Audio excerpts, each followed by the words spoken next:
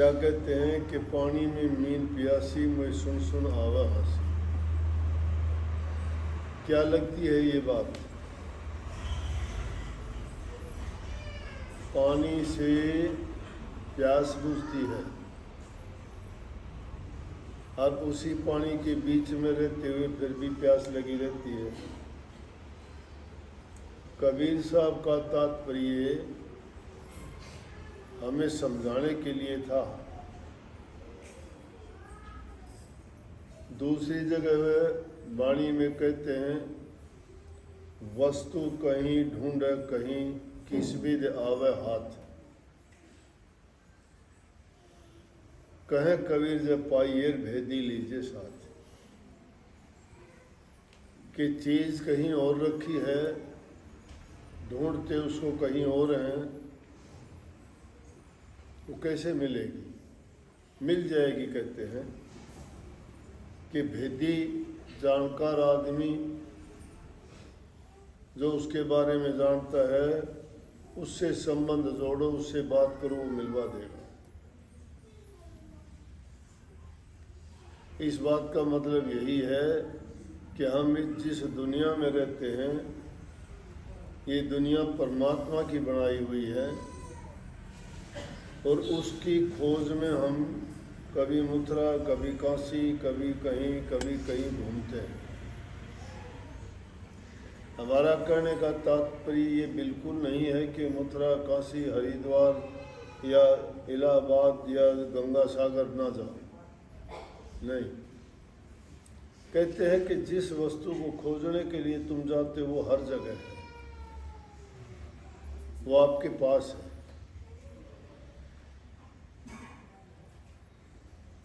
कबीर साहब ने बहुत इशारे किए हैं अपनी वाणियों में। एक वाणी में तो उन्होंने बिल्कुल स्पष्ट ही कहा है, मोह को कहाँ ढूंढे बंदे, मैं तो तेरे पास में। कहे इंसान मुझे कहाँ ढूंढता है? जिसको ढूंढने के लिए इंसान ने कहाँ कहाँ प्रयास नहीं किए, जप किए, तप किए, कठिन साधनाएं की, खाना पीना तजा, व्रत रखे, होम यज्ञ किए, जंगलों में गए, एकांत में रहे, उपवास किए। किस लिए? कि प्रभु के दर्शन हो, उनको वो पाके उनकी मानसिक शांति और जो उनसे मिलने की तड़प खत्म हो। क्योंकि जिसने हमें बनाया है और वो आज तक हम उसको ये खोज नहीं पाए हैं कि वो बनाने वाला कौन है, वो शक्ति है कहाँ। इंसान ने हर चीज़ की खोज की है, तो ये भी उसके मन में एक कुरेद रही है हमेशा से, जब से जन्म लिया है, कि जिसने ये रचना रची है उसको मैं देखूं। क्योंकि वही सब चीज़ का कर्ता, धर्ता, हरता, भरता है। और जब वो हमें मिल जाएगा तो कम से कम उनके दर्शन पाके हमें वो सुख, शांति और संतोष मिलेगा कि जो इस दुनिया के किसी पदार्थ में नहीं। परंतु है हमारे पास में, कंधे छोरा नगर ढिंढोरा, हमारे पास में होते हुए भी हम उसको मिल नहीं पाते, खोज नहीं पाते। हाँ, वेदी का जो जिक्र किया गया, कहते हैं कि अगर रहबर गुरु तुम्हें मिल जाए, जिसने करनी की है, जिसने उसको पाया है, उससे अगर संबंध जोड़ोगे तो आपको भी मिलवा दे। फिर वो प्यास मिट जाएगी, फिर वो प्यास नहीं रहेगी। और वो कैसे बता दिया कि वो हालत इंसान की इस तरह से है जिस प्रकार से मृग की नाभि में कस्तूरी होती है। कस्तूरी एक ऐसी सुगंधित चीज़ है कि जब उसकी खुशबू आती है तो इंसान को बहुत अच्छी लगती है। लेकिन कस्तूरी मिलती कहाँ है? मृग की नाभि में होती है। मृग को खुद नहीं पता तेरी नाभि में कस्तूरी है। जब वो पकती है, पकने के बाद जब उसमें खुशबू आती है तो हिरण उसको सूंघ के झाड़ियों में भागा फिरता है, उस झाड़ी में मुंह दिया, उसमें दिया, खोजता है कहाँ है वो चीज़, कहाँ छिपी हुई है। दिखाई तो देती नहीं, जो दिखाई नहीं देती तो सोचता है कहीं छिपी हुई है, तो उसको जगह जगह वो इस तरह से ढूंढता फिरता है। इसलिए कही कि मृग की नाभि में है कस्तूरी, जानकारी उसको है नहीं। ठीक उसी प्रकार से जिस प्रकार हिरण की नाभि में कस्तूरी है, उसी प्रकार से हमारा मालिक प्रभु परमात्मा हमारे अंदर ही है। वो सर्वदेशी है, पूरी सृष्टि में समाया हुआ है। पूरी सृष्टि में समाया हुआ भी तुम्हें अगर कह दे कि पानी की एक बूंद को लेके आप कह दो कि सागर कहाँ है, सागर उस बूंद में समाया हुआ है। उस ये बूंद सागर की है, सागर वाले पुण्य से बूंद में भी है, बूंद में सागर है, सागर में बूंद है।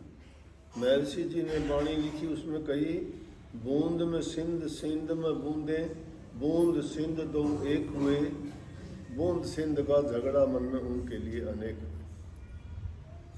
वो बूंद इसी प्रकार से हमारे अंदर में वो एक जगह भी है और पूरी दुनिया में भी। चंद्रमा आकाश में है तो देखोगे तो हमारा है, भारत का है।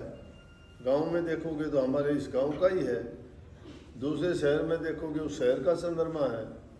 दूसरे देश में जाओगे तो उस देश का हो गया वो सारी दुनिया में होते हुए भी एक एक का अलग अलग भी हर सब का वही है। इसी प्रकार से प्रभु भी हमारे अंदर में समाया हुआ है। खोजने की उसको ज़रूरत है। खोजोगे कब?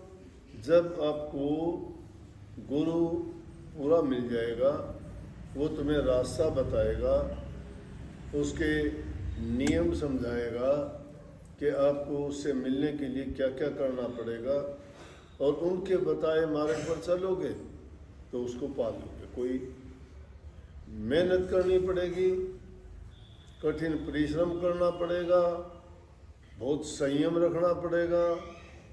अब संयम रखते नहीं, किस चीज़ का पालन करते नहीं, गुरु के कहे में नहीं, मन के कहे में चलते हो। जिस चीज़ से तुम्हारा वो काम बनना है उसके तो बात को अनसुनी कर देते हो, क्योंकि उस मार्ग पर चलना कठिन है। देखा देखी तो सब पीछे हो लेते हैं, लेकिन उस रास्ते पर चलना बड़ा कठिन होता है।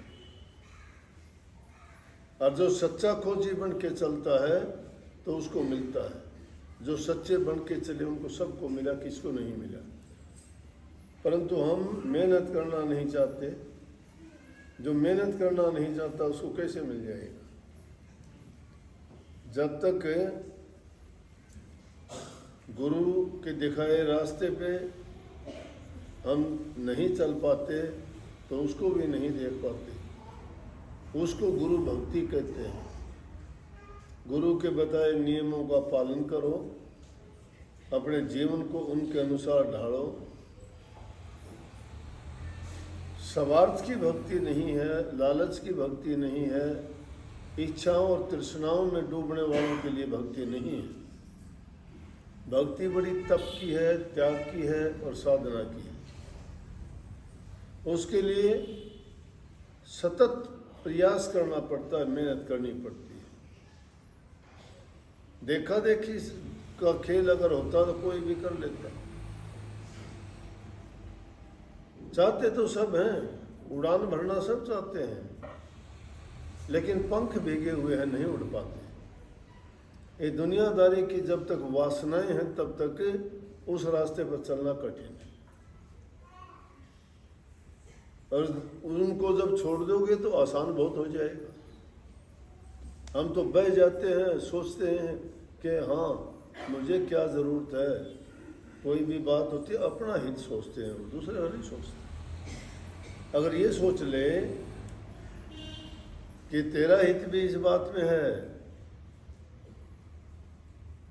जैसा तुझे करना चाहिए वो नहीं करेगा तब तक मिलना कुछ नहीं है। ये जीवन तो एक जीने का प्रोसेस है जो चलता रहता है, कीड़ी का नाल जैसे चलता रहता है ना। लेकिन जो इंसान ये विचार नहीं करता मैं क्यों आया था, क्या अगर 2 रोटी खा के पेट भर के सोना है तो फिर क्या ज़रूरत है इन बातों की, वो तो कहीं भी मिल जाएंगी।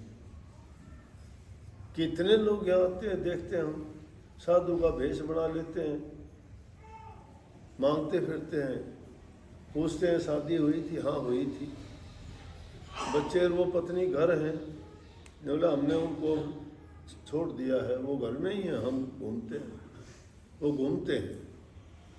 घर छोड़ा, पत्नी छोड़ी, काम छोड़ा, और उसके बाद क्या सीखा, मांगना। अगर मांगते हो तो उससे मांगो ना, सब कुछ देने वाला है, खोजो उसको, पुकार करो उसके लिए, वो सबकी सुनता है। तुम्हारी पुकार सच्ची होनी चाहिए। ये तो है नहीं कि वैसे ही बोलते गए, बोलने मात्र से वो कोई मूर्ख नहीं है, वो अज्ञानी नहीं है, वो तुम्हारे दिल की भावनाओं को जानता है, किस मन से ये करता है। हम तो परमात्मा को ही धोखा देना चाहते हैं। परमात्मा जो सबको देखता है, सबकी जानता है, उसी को ही। एक आदमी था, एक ऊंचे पेड़ पर चढ़ गया, ऊंचे पेड़ पे चढ़ गया तो उतरना उसको मुश्किल हो गया। उसने सोच लिया हो गिरूंगा और मरूंगा। बोला हे परमात्मा, किसी तरह मुझे नीचे उतार दे, मैं 101 रुपये का प्रसाद बांटूंगा। परमात्मा को भी रिश्वत देना चाहते हैं। चलो, है वो शक्ति, जब तुम अपना दुख, अपनी बात, अपनी परेशानी उसको दे देते हो तो तुम्हारा डाइवर्ट हो जाता है, ध्यान उस ओर चला जाता है। आप सोचते हो मैंने अपनी परेशानी उनको सौंप दी, वो आप संभालेगा।